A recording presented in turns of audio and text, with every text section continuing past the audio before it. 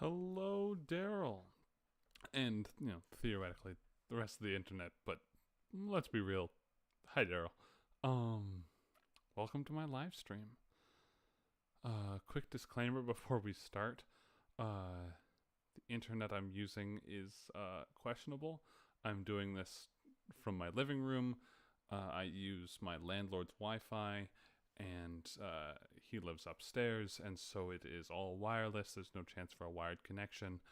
And it's been a bit sketch. So the bit rate's a bit lower than is ideal, and the resolution is, I believe I set it to 720p, which is also unideal. But this is what needed to happen to make this happen. And hey, this attempt's got 0 dropped frames thus far, so that's a win right now.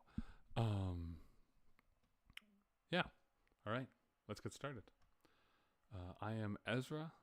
I am doing this from Winnipeg. I was born in Winnipeg, but grew up in Lancaster, Pennsylvania, and Toronto, Ontario, with most of my life being spent in Toronto. But again, I'm doing this from Winnipeg, from my living room, and that's where I've been the last while. All right, let's get started. My final project is on the student life staff and the student life team and the work that they do. In particular, I've chosen to interview Sandra Lepke, someone who I've worked with closely over the last 4 years. She works with students with disabilities around accessibility needs of all sorts, whether that's things like intellectual disabilities, learning disabilities, as well as physical disabilities. She is the one that tackles all that and helps be an advocate, as well as helps you to become an advocate for yourself as a student. I've decided to do this because I think it's something, the student life team is a team that I think doesn't quite get some appreciation for sure, but doesn't quite get the appreciation that they deserve, and the attention of just, there's this whole team that is dedicated to making your life as a student, I guess not your life, if we're being particular that you are Daryl, but the student life good and as smooth as possible,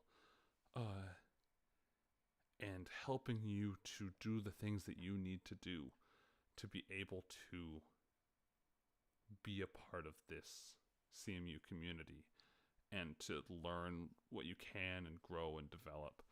And I think it's really cool that we have this team that you can just walk up to and say hi and are really friendly and really know what they're doing.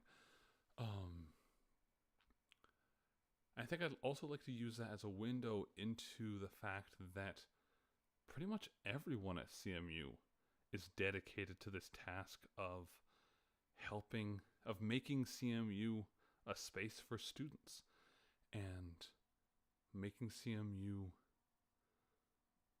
safe and a place where you can be yourself and a place where you can learn and grow and develop, and a place that challenges you, but in ways that actually help you grow as opposed to ways that get in the way. And I think that's really cool. So I'd like to use this as kind of a window into that part of CMU. Yeah. Onwards now to my presentation. Ezra's CMU ad. With, of course, the silly templates from Google Slides. What's good about this topic? I mean, it highlights as I've said, it highlights one of CMU's strengths, is the student life. I think it recognizes... It recognizes the student's whole identity, and also recognizes CMU as a whole's seeing of that whole identity and nurturing of that whole identity. The frame before that shot of Sandra was in the midst of talking about how being close to the rest of the CMU student life team allows her and them to work holistically, and recognizing that it's not just about the academics or what's possible in that realm, but there's all sorts of other things that get in the way of family life and other things in the student's life, and there are financials and that sort of a thing. And so then being able to approach the student holistically and help them in all of these ways and support them in all of these ways to be able to learn and grow and be able to tackle them on their own is, I think, I think this topic allows for that. I think this topic also shows that CMU is working hard to even the playing field. That's often a misunderstanding that people have around accessibility things, that people with disabilities are getting advantages. And I guess like in some sort of technical way that's true, but really what's happening is that it is harder for students with disabilities to do certain things. But that doesn't mean that they are less intelligent or actually less capable. It means that our methods of testing get in the way of showing this, showing what's actually there.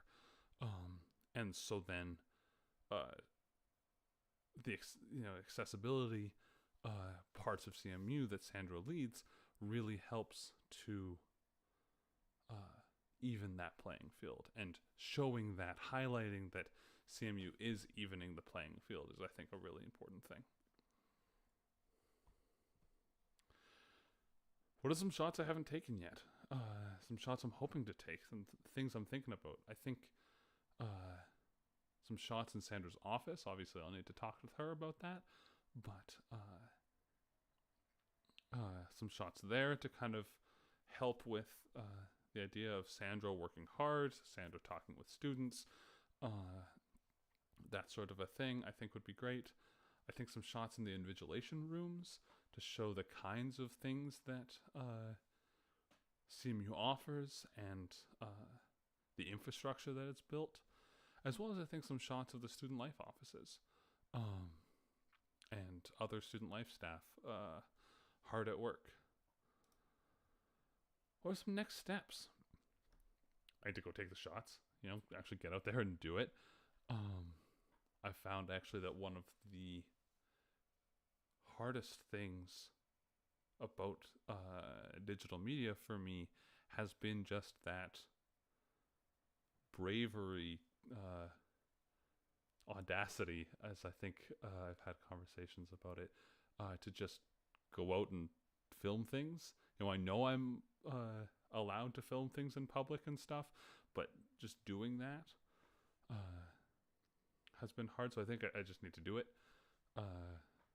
Next thing I need to do or another of the things I need to do is put together what exactly I want it to sound like, both in finding some music and but then also just figuring out how I'm going to cut what I have with Sandra together to make a good narrative and a good overarching meaning, and to have it be clear. I've put some markers in. I've looked at it a bit, but I need to kind of start narrowing that down. The other thing I've been playing with is potentially recording some sort of narration or some sort of overlay, something on top that to begin or end to give some context. I'm not sure about it, but I've been playing with that idea. Obviously, I guess you can't see it right now, but I've got a mic. I've got a fairly good recording voice. I've got some ideas and I can talk, and it's a little bit dangerous.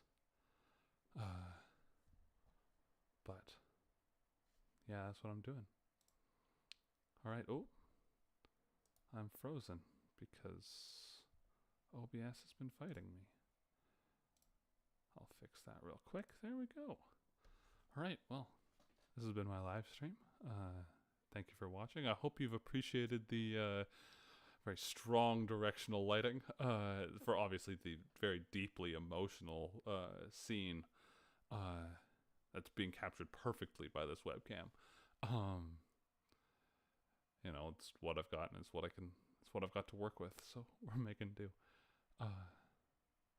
Yeah.